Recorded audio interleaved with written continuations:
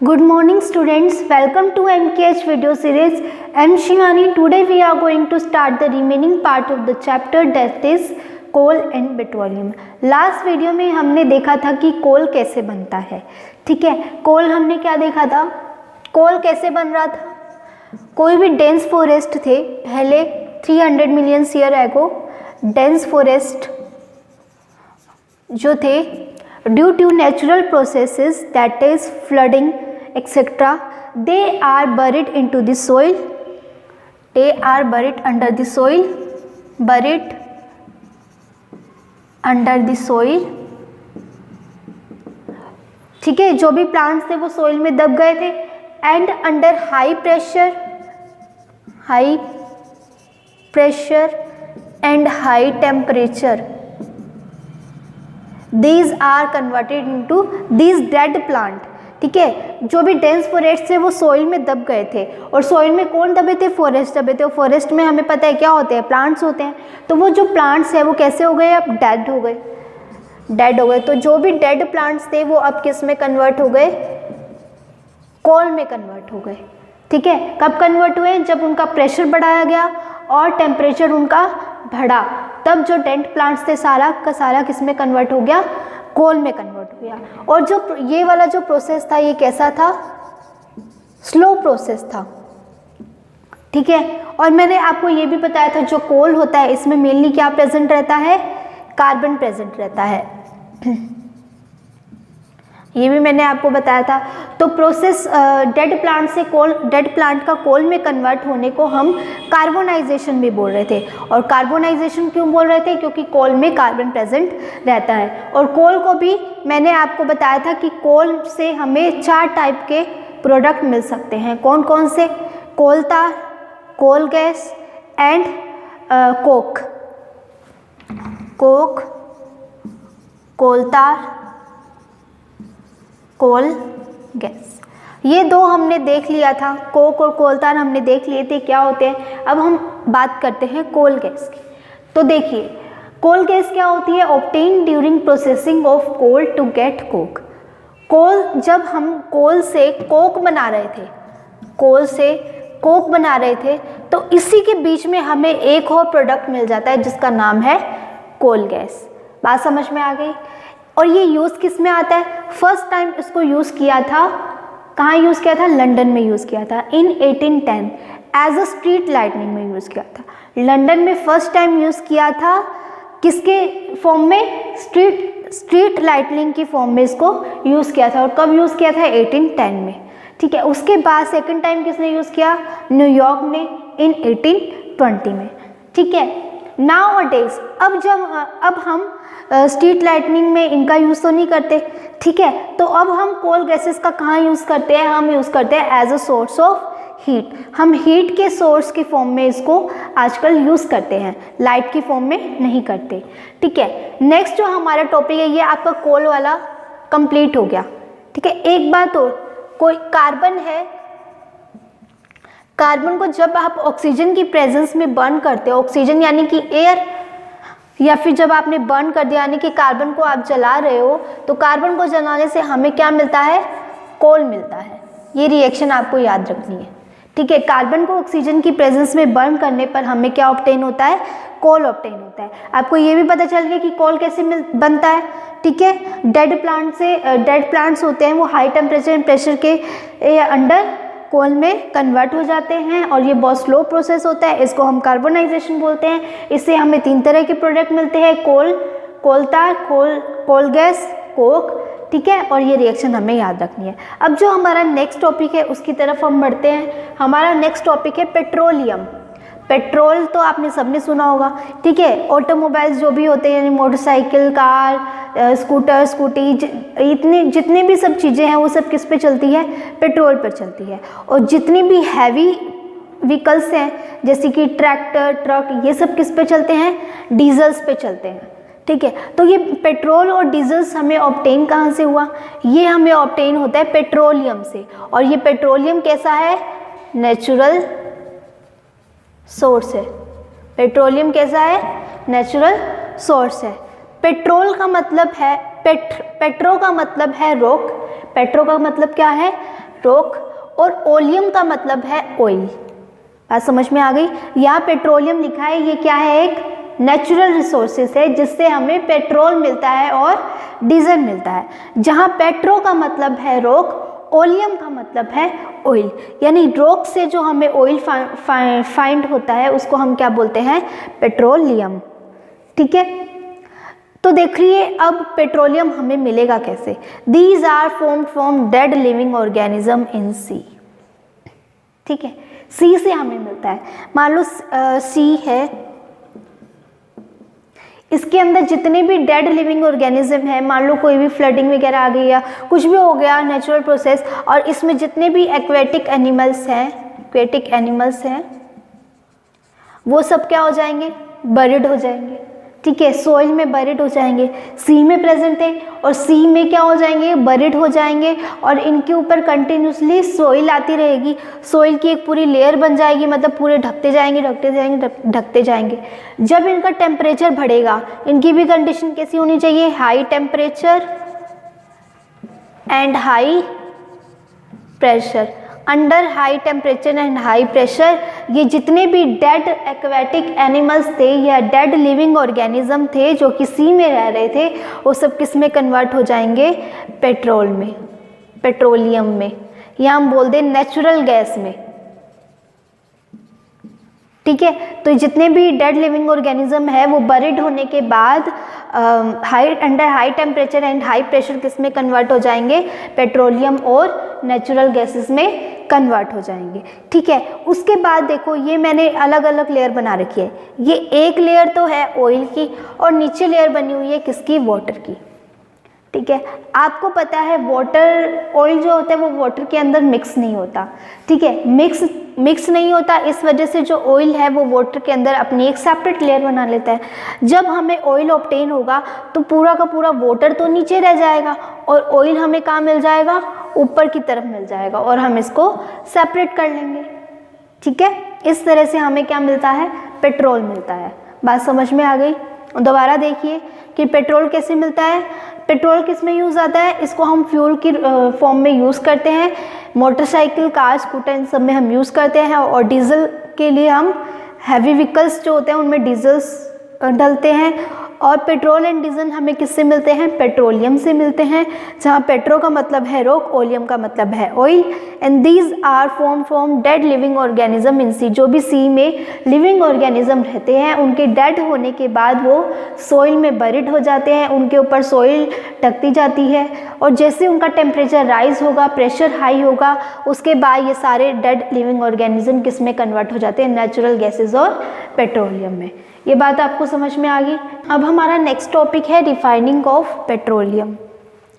Refining मतलब क्या होता है, जो हमें पेट्रोलियम ऑब्टेन हुआ, पेट्रोलियम एंड नेचुरल गैसेज जो हमें ऑब्टेन हुए, उसमें बहुत सारे कंपोनेंट्स प्रेजेंट रहते हैं। जैसे हमने कोल जब निकाला था तो कोल के अंदर बहुत सारे कंपोनेंट प्रेजेंट थे, उसके बारे में हमने अलग अलग पढ़ा था, कोल तार, कोल गैस, है ना।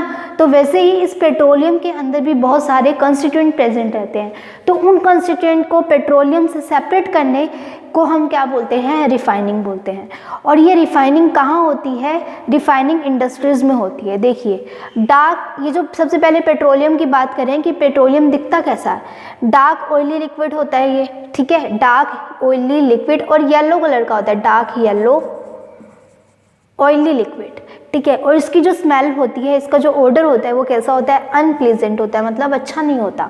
ठीक है, and it is a mixture of, जो पेट्रोलियम होता है वो क्या होता है, मिक्सचर ऑफ वेरियस कंस्टिट्यूएंट। उसके अंदर बहुत सारे कंस्टिट्यूएंट प्रेजेंट रहते हैं, सच एज, अब वो कौन कौन से कंस्टिट्यूएंट है, petroleum gas, petrol, diesel, lubricating oil and paraffin wax. देखो इतने सारी चीज़ें हमें एक पेट्रोलियम से मिल रही है। कौन कौन सी चीज़ें मिल रही है, petrol, diesel, lubricating wax, petroleum gas and paraffin wax. ठीक है, तो इन सब को, इस पेट्रोलियम से अलग करने के को ही हम क्या कहते हैं, refining of petroleum. Separating of various constituent of petroleum petroleum के इन वेरियस कंस्टिट्यूएंट को सेपरेट करने को ही हम क्या बोल रहे हैं, refining is known as refining, and this is carried out in the petroleum refinery. ये किस में कैरिड होती है, मतलब किस में किया जाता है ये रिफाइनिंग का प्रोसेस, पेट्रोलियम रिफाइनरी इंडस्ट्रीज होती है उसमें किया जाता है। ठीक है, अब देखिए हमने क्या सीखा कि मेनली जो कोल का जो प्रोसेस था बनने का और जो पेट्रोल का जो प्रोसेस था सेम था, बस कोल में क्या था, फॉरेस्ट बरीड हुए थे, लेकिन यहाँ पेट्रोल में क्या हुआ था, पेट्रोलियम जो हमें ऑब्टेन किया वो किससे ऑब्टेन हुए, सी के अंदर एक्वेटिक एनिमल्स या जितने भी लिविंग ऑर्गेनिज्म थे वो सब सी में नीचे जाके सेटल डाउन हो गए थे। हमने क्या देखा, ये सी है, ठीक है, इसमें जितने भी लिविंग ऑर्गेनिज्म हैं वो सब क्या हो जाएंगे, जब ये बरीड होंगे तो ये नीचे जाके सेटल डाउन हो जाएंगे। जब इनके ऊपर सोइल आएगी तो ये नीचे बरीड हो जाएंगे, नीचे दब जाएंगे, सारे नीचे सेटल डाउन हो जाएंगे और ये डेड हो जाएंगे। तो इनको होने में भी कितना प्रोसेस लगता है, स्लो प्रोसेस है ये भी, 300 मिलियंस लगते हैं, 300 मिलियंस ईयर लगते हैं इसको, ये प्रोसेस होने में भी। और ये जो कोल वाला हमने किया था, कोल वाले में हमने क्या किया था, फॉरेस्ट लिए थे, ये फॉरेस्ट बरीड हो गए थे, फॉरेस्ट बरीड, इसमें भी हम 300 मिलियन ईयर लगते हैं इसको भी कंप्लीट होने में। ये भी स्लो प्रोसेस है और ये भी स्लो प्रोसेस है, इसको बनने में भी 300 मिलियन ईयर्स लग रहे थे, इसको बनने में भी 300 मिलियन ईयर लग रहे थे।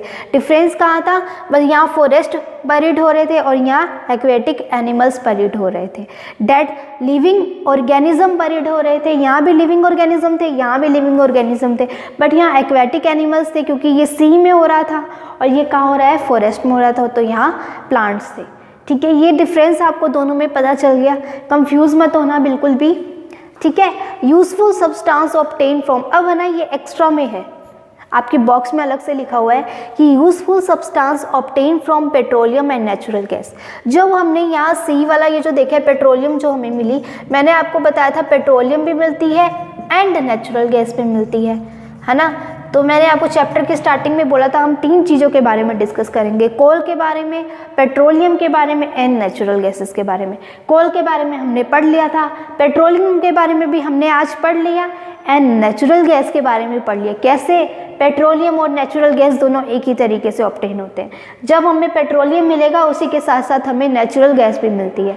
ठीक है, तो दोनों का प्रोसेस सेम है। इसको हम एक बार अलग से टॉपिक करेंगे, उसमें मैं आपको प्रोसेस नहीं बताऊंगी कि कैसे करते हैं, सिर्फ मैं इसकी प्रॉपर्टीज आपको बताऊंगी। ठीक है, प्रोसेस इसका यही सेम है कि सी में जाके लिविंग ऑर्गेनिज्म है वो बरीड हो जाएंगे under high pressure and temperature, they are converted into petroleum and natural gases. Okay, अब देखिए useful substance obtain from petroleum and natural gas. Petrol से, पेट्रोलियम से एंड नेचुरल गैस से जो भी हमें यूजफुल सब्सटेंस मिले हैं वो यूजफुल सब्सटेंस कौन से हैं, petroleum gas, petrol, diesel, lubricating oil and paraffin wax, ये सब क्या है, यूजफुल सब्सटेंस। और ये सब हमें किससे ऑब्टेन हुए हैं, पेट्रोलियम से एंड नेचुरल गैस से, क्योंकि यहाँ हमें पेट्रोलियम भी मिला और नेचुरल गैस भी मिली है। ठीक है, दीज आर टर्म्स है पेट्रोकेमिकल। इन ये जो हमारे यूजफुल सब्सटेंस है, इन यूजफुल सब्सटेंस को नाम क्या दे दिया, पेट्रोकेमिकल। पेट्रोकेमिकल क्यों नाम दिया, क्योंकि ये पेट्रोलियम से आए हैं, तो पेट्रो और केमिकल्स यानी ये एक तरह से क्या है, ये केमिकल्स है, इसलिए इनको क्या नाम दे दिया, पेट्रोकेमिकल्स नाम दे दिया। Used in the manufacture of detergent, ये किस में यूज आते हैं, डिटर्जेंट बनाने में, फाइबर बनाने में, पॉलीथीन बनाने में and other man made plastic, और दूसरे अदर प्लास्टिक्स बनाने में यूज आते हैं। ये जो हाइड्रोजन गैस है ये हमें किससे मिल रही है, नेचुरल गैस से मिल रही है। Natural hydrogen gas obtain from natural gas is use in the fertilizer, ये किस में काम आ रही है, ये जो नेचुरल गैस है, हाइड्रोजन गैस मिल रही है, किस में काम आ रही है, फर्टिलाइजर्स में काम आ रही है। ठीक है, अब पेट्रोलियम जो है इसको हम ब्लैक गोल्ड भी बोल रहे हैं। ब्लैक गोल्ड क्यों बोल रहे हैं, क्योंकि इससे बहुत सारे कमर्शियल इंपॉर्टेंस है, पेट्रोलियम के बहुत सारे कमर्शियल इंपॉर्टेंस है। कमर्शियल इंपॉर्टेंस मतलब डिटर्जेंट बनाने के भी काम आ रहा है, फाइबर बनाने के भी, polythene and other man made plastic, इतनी सारी चीज़ें बनाने के काम आ रहा है, तो इसका कमर्शियल इंपॉर्टेंस हुआ ना ये, तो इसीलिए हम इसको ब्लैक गोल्ड बोल रहे हैं। ये समझ में आ गया। पेट्रोलियम का आपको अच्छे से समझ में आ गया।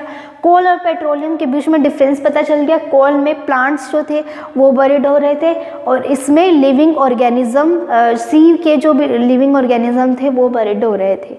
ठीक है, जैसे हमें पेट्रोलियम भी मिल रहा था और नेचुरल गैस भी मिल रहा था। ये भी स्लो प्रोसेस है और ये भी स्लो प्रोसेस है। और पेट्रोकेमिकल क्या होता है, जो भी हमें यूजफुल सब्सटेंस मिले हैं पेट्रोलियम से, उन सबको हम क्या बोल रहे हैं, पेट्रोकेमिकल्स बोल रहे हैं। और वो पेट्रोकेमिकल कौन कौन से हैं, petroleum gas, petrol, diesel and lubricating oil and paraffin wax. ठीक है, ये बात आपको समझ में आ गई। अब हम देख लेते हैं नेचुरल गैस के बारे में। तो देखिए, मैंने आपको नेचुरल गैस के बारे में ये तो बता दिया कि कैसे बनती है। ठीक है, अब ये नेचुरल गैस की प्रॉपर्टी क्या है। तो नेचुरल गैस भी एक तरह से क्या है, फ्यूल है, क्योंकि पेट्रोलियम मिला तो वो भी क्या था, फ्यूल था। तो ऑब्वियस ही बात है नेचुरल गैस भी एक फ्यूल होगी। तो it is a important fuel because easy to transport through pipes. अभी इसको इम्पोर्टेंट क्यों बोला है, इम्पोर्टेंट फ्यूल क्यों बोला है, क्योंकि इसको पाइप्स के थ्रू पहुंचाना बहुत ईजी था। ठीक है, natural gas is store under high pressure. In gases को, ये जो नेचुरल गैसेस है, इनको अंडर हाई प्रेशर स्टोर किया जाता था। अंडर हाई प्रेशर स्टोर करने का मतलब कि जो आपके घरों में सिलेंडर यूज़ होता है उसमें जो गैस फिल्ड रहती है वो सिलेंडर में पूरी कैसे आ जाती है, क्योंकि गैस की प्रॉपर्टी होती है वो कंप्रेसिबल होती है, उसको हम कंप्रेस कर सकते हैं। कंप्रेस करने का मतलब हम उस पर प्रेशर लगा सकते हैं। जब हम उस पर हाई प्रेशर लगाएंगे या कंप्रेस करेंगे उसको, तो वो ईजिली उस कंटेनर में फिल हो जाएगी। उसी तरह से ये जो CNG है ना, जिसको हम बोलते हैं कंप्रेस्ड नेचुरल गैस, तो ये जो कंप्रेस्ड नेचुरल गैस है ये किस में काम आती है, मतलब ये एक तरह से क्या है, नेचुरल गैस है, जिसको हम बोल रहे हैं compressed natural gas, short form में इसको बोलते हैं CNG। ये किस में काम आती है, use for power generation, power generation के काम आती है। और now used as a fuel for transport vehicles, vehicles में भी आजकल इसको यूज़ किया जाता है एज अ फ्यूल। ठीक है, अब व्हीकल्स में इनको क्यों यूज़ किया जा रहा है, क्योंकि ये लेस पॉल्यूटिंग होते हैं और इनको क्लीनर फ्यूल होता है एक तरह से, मतलब इसको हम क्या बोलते हैं, it is cleaner fuel and it is less polluting. ठीक है, now used as a fuel for transport vehicles, vehicles में यूज़ किया, जैसे ऑटो वगैरह आपने देखे होंगे। तो आजकल जो न्यू ऑटो वगैरह चल रहे हैं वो किस पे चलते हैं, CNG पर चलते हैं। अपने यहाँ छोटी सिटीज़ में तो आपको देखने को नहीं मिलेंगे CNG के ऑटो, लेकिन अगर आप बड़ी सिटीज़ में जाते हो, दिल्ली वगैरह में, यहाँ आपको CNG के हर जगह CNG के ऑटो ही देखने को मिलेंगे। वहाँ कोई भी एक भी ऑटो ऐसा नहीं होगा जो पेट्रोल पर चलता है, सारे के सारे CNG पर चलते हैं। ठीक है, तो आजकल जो ऑटो आ रहे हैं वो कौन से आ रहे हैं, CNG वाले आ रहे हैं। और क्यों आ रहे हैं, क्योंकि वो लेस पॉल्यूटिंग होते हैं और क्लीनर फ्यूल होता है एक तरह से। ये एडवांटेजेस इसका क्या है, use directly for burning in homes and factory. जो मैंने आपको सिलेंडर का एग्जांपल दिया, सिलेंडर में भी जो गैस होती है वो कौन सी होती है, CNG यूज़ होती है। तो वो घरों में भी यूज़ होती है, किसमें, बर्निंग में। ठीक है, स्टोव वगैरह जलते हैं, गैस वगैरह चलती है, आपकी किससे चलती है, CNG से तो चलती है। एंड फैक्ट्रीज में भी इनको यूज़ किया जाता है। Where it can be supplied through pipes, इसको पाइप से सप्लाइड भी किया जा सकता है। मैंने बताया ना, इजीली पाइप में भी फ्लो कर सकते हैं ये। ठीक है, such network of pipeline exist in, ये जो आजकल ये जो पाइपलाइन बनाई गई है ना, तो इस तरह की जो पाइपलाइन है हमें वडोदरा में देखने को मिलती है। वडोदरा यानी कि जो गुजरात में सिचुएटेड है, यहाँ हमें CNG गैसेस की पाइपलाइन देखने को मिलेगी। एंड दिल्ली में भी देखने को मिलेगी एंड अदर प्लेसेस। ठीक है, यूज्ड एज स्टार्टिंग मटेरियल, इसको हम एज अ स्टार्टिंग मटेरियल भी यूज़ करते हैं for the manufacture of chemical and fertilizer. जो केमिकल और फर्टिलाइजर है ना, इसको बनाने में जो स्टार्टिंग मटेरियल यूज़ होता है उसमें भी हम किसको यूज़ करते हैं, CNG को यूज़ करते हैं, यानी कंप्रेस्ड नेचुरल गैस को यूज़ करते हैं। In India found, in India में कहाँ कहाँ फाउंड हुई है जो कंप्रेस्ड नेचुरल गैस है, त्रिपुरा, राजस्थान, महाराष्ट्र एंड कृष्ण गोदावरी डेल्टा। ठीक है, यहाँ से मिला है। अब ये डेल्टा क्या होता है, जहाँ लेक्स और जो भी समुद्र वगैरह होते हैं जहाँ वो मिलते हैं ना, उस जगह को क्या बोलते हैं, डेल्टा बोलते हैं। लेक्स वगैरह जो होती है वो जहाँ जाके कंबाइन होती है उसको हम डेल्टा बोलते हैं। ये बात आपको समझ में आ गई। तो ये आपका नेचुरल गैस के बारे में था। देखिए, हमारा नेक्स्ट टॉपिक है some natural resources are limited. इसको पढ़ने से पहले मुझे आप एक बात का आंसर करो कि क्या आप कोल और पेट्रोलियम को अब लेबोरेटरी में बना सकते हो क्या? बना सकते हो? नहीं बना सकते। क्यों नहीं बना सकते? क्योंकि ये बहुत ज़्यादा स्लो प्रोसेस है। कितने मिलियंस ईयर लग रहे हैं इसको बनने में? 300 मिलियन ईयर्स लगे। तो क्या आप 300 ईयर्स तक खड़े रहोगे वहाँ लेबोरेटरी में? नहीं ना। तो इसलिए हम उनको लेबोरेटरी में नहीं बना सकते। ठीक है, तो ये बात हो गई। अब मैंने आपको डेल्टा का मीनिंग बताया था। ठीक है, डेल्टा का मीनिंग मैंने बताया था, जहाँ भी दो लेक्स आपस में मिलती है उसको हम क्या बोलेंगे? डेल्टा। अब लेक्स मिल तो रही है, लेकिन वहाँ पर जहाँ डेड ऑर्गेनिज्म कलेक्ट हो रहे हैं, जहाँ टू लेक्स मिल रही है उस जगह पर डेड लिविंग ऑर्गेनिज्म कलेक्ट हो रहे हैं। तो जहाँ वो कलेक्ट हो रहे हैं उस पॉइंट को हम डेल्टा कहते हैं। ठीक है, क्योंकि जहाँ डेड लिविंग ऑर्गेनिज्म होंगे वहीं से तो हमें फ्यूल मिलेगी। ठीक है, अब नेक्स्ट टॉपिक पे बढ़ते हैं हम।